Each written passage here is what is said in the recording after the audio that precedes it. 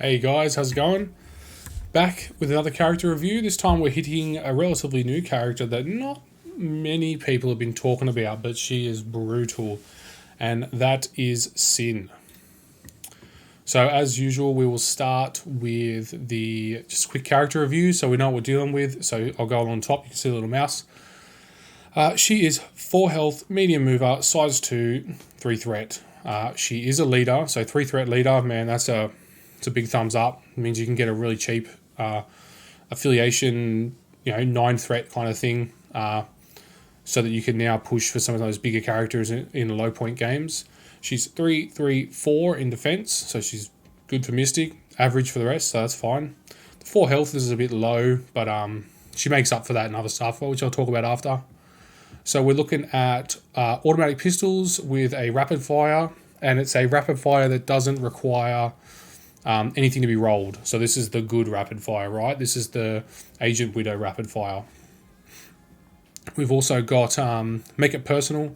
Range 2, 6 dice, 4 power. The 4 power especially is going to be quite easy with how she gains power off this automatic pistol. Second turn you should be able to do one of these if you want to. So with a crit and a wild on 6 dice, which is actually not bad odds to be honest. After it's resolved, you make an additional one of these attacks without paying its cost. It's Mystic and it must target the original target, so you can double tap someone. So if she needs to, she can actually, with a little bit of luck on your side, really put some hurt down on someone, which is what you want to see on some of these 3 threat characters. Something that's kind of expensive, but can really give somebody pause to think about. So this is where Sin. This is the reason you'll bring her, right? You can bring her as a splash character. I think there's other characters that will do what she does better, except this. So during the cleanup phase, after scoring VPs, roll a die for each objective token contested by an allied character. If it's a crit, wild, or hit, so 50% chance, push each enemy character contesting an objective token away from the objective token S. That's good. It's more of an annoyance, and situationally can be really irritating because then now a character has to use a movement action to get back on and contest. It's irritating, but that's not why you're bringing her. Roll a die for each enemy character holding an asset token within 2 of an allied character, so anybody in your roster. If it's a crit, wild, or hit, 50% chance, the enemy character drops the asset token. This is in the cleanup phase, so they're going to score it, then you're going to hopefully make them drop it.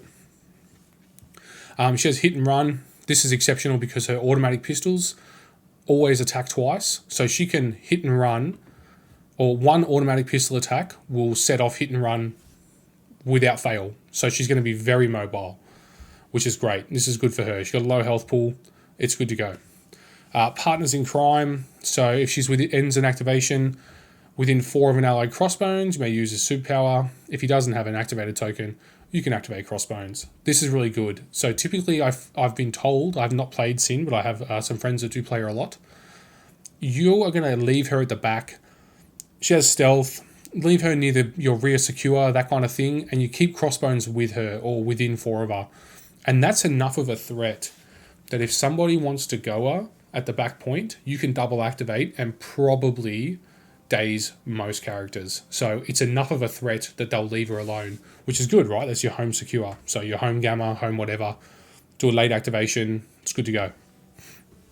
Heir to the Wicked, if this character is damaged by an effect or by an enemy or an allied effect. When this character is damaged by an enemy or allied effect, interesting, after the effect is resolved, if it is not dazed, gain 1 power. Cool. You have 4 health, so you're not going to get a massive amount of use out of this, but it's there, right? And we have stealth. This is why it's good, right? Hit and run with stealth, great. I mean, she can get out of it. Her flip side does have 6 health. I will point that out. Nothing else changes from the look of it. Nope, just her health goes up. Sorry, I got a little bit of hay fever as well at the same time. So that's Sin, right? You're going to be building around this second dot point here. You can build around this, but because they're going to be, it's in the cleanup phase, so they're already scoring that secure by this point. So that's a hindrance. This is a game winner. Let me just swap over, and then we'll get into it.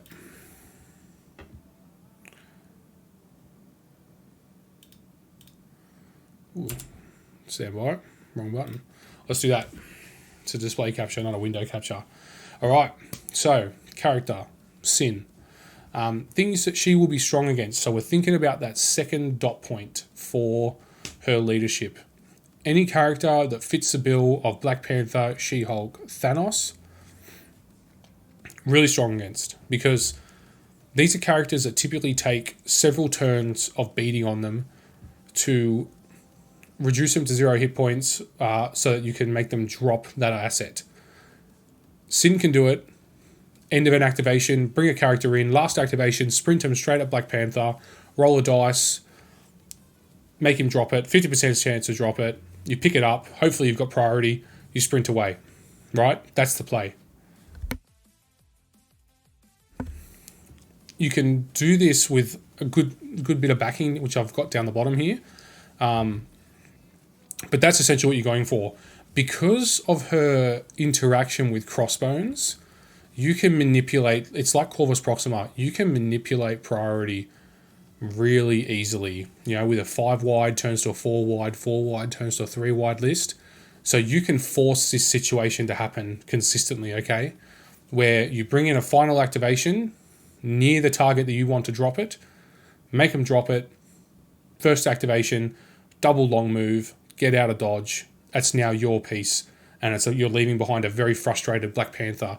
Or, next point, She-Hulk. 20 health. Typically, unless you have an Enchantress or something, any extract going onto a character like She-Hulk is going to stay there for a long time unless you can burn through the 20 health, because she has no flip side, right?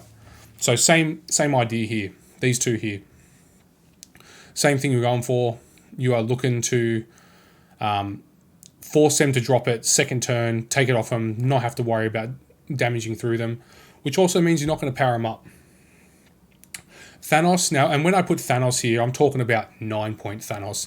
9-point Thanos typically just runs around like a vacuum cleaner, hoovering up all of the extracts he possibly can, because he's an absolute beast in defense, right? 3 defense, 3, 4, 3 or something, 3, 4, 4, I can't remember, but I know he has 3 physical. He always takes 1 less damage to a minimum of no minimum. If you deal 1 damage, you deal 0 damage. So against Thanos, Sin's leadership, exceptional, right? You don't have to worry about making him drop it. Making like daisy him to get it off him. He just drops it. Kingpin gets doubly stuffed by this. He's a super tanky character. He normally grabs like your home hammer or something like that where he could easily get to it. And he has the same thing as Thanos, right? He's got 6-7 health. He can pay 1 power, take 1 less damage. He's an absolute beast in defense. Except for when you just make him drop it. Alright? We're thinking Sin, we're thinking leadership. Make him drop it. Take it away. And to top it off, he's a small mover. So now he's doubly stuffed. Because not only are you last activation moving up, making him drop his extract, but you're going to double long move away. It's gone. He will never get that back. He has to rely on one of his other rostered characters to try and retrieve that extract, because otherwise it's gone. And if that's a Skrull or something, you just kiss it goodbye. Captain America, same as Panther. Absolute beast in defense. Kind of slow. He's just a medium mover. He's got no movement shenanigans. Just same thing. Make him drop it and run away. Now, what Sin's going to be weak against, right? She only has 4 health, 3 physical defense, and 3 energy. So you're looking at this kind of thing here. Range 3 attack, standard with a flurry, so she can move in and double tap. So that's dangerous for Sin, because mostly everyone else is going to move in and get a single attack. Medusa gets in, potentially gets 2, right? With a right team behind her. A couple of rerolls. She's got her own reroll plus more. Really, really deadly for Sin. Plus she can teleport people, so she might bring a friend with her. Thor, he has a charge. He has a 6 dice physical standard attack. Super dangerous. He has a massive throw. He's got a size 4 throw. So really dangerous for Sin. And you think he throws at medium as well. So you got to be so careful against Asgard when it comes to Sin, because like that building auto one-shots her, right? Standard roll for 3 defense dice is 1 block. Size 4 terrain is 5 damage. 1 block, boom. Your health pool, gone. So stay away from that kind of throw. Valkyrie, same thing. She's got charge, she's got Warrior of Legend. So she's going to get there in potentially a single move, which is worst case for you because it's a charge. She gets 2 attacks. Best case for you, she gets there with a move charge. But she's still got Warrior of Legend. So her single attack is still so dangerous. And she has a decent throw as well. Size 2 is the most common piece of terrain. She can also throw characters, so she can grab your crossbones, or I can't remember what size crossbones is, but she can grab someone nearby, throw it into Sin, or throw Sin into somebody else. You know, even throwing Sin into something, that's a quarter of a health pool gone. So something to really just be careful of. Magneto, super dangerous. Scarlet Witch as well, I wouldn't put in here. It was pointed out to me, Asteroid M, or the Brother Ship, super dangerous, right? Teleport Magneto in, put him all the way forward, sit him within 3 of Sin, smash her, double tap her. Maybe he's got priority for the start of the next turn and he removes her from the game. Your leadership's gone. You're in absolute worst case scenario. So Asteroid M and Magneto paired together, you got to really be careful of it because typically it's Mystique or someone like that is going to be the person making this happen, and she's a double long mover, so she can keep up with your shenanigans. Corvus, same thing, right? Range 3 attack on his big attack. He can make blanks count, and he gets a medium move, so he might be able to hit somebody else with it and medium move into you. He's got a pierce on his standard attack.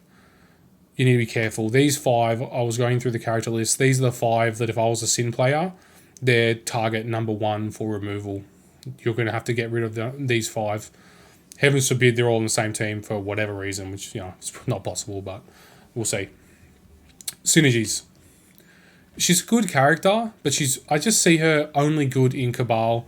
She might be good as like a little objective carrier, like a 3-point objective carrier in other affiliations because of the fact that her rapid fire enables her to hit and run, guaranteed. So she can shoot, run.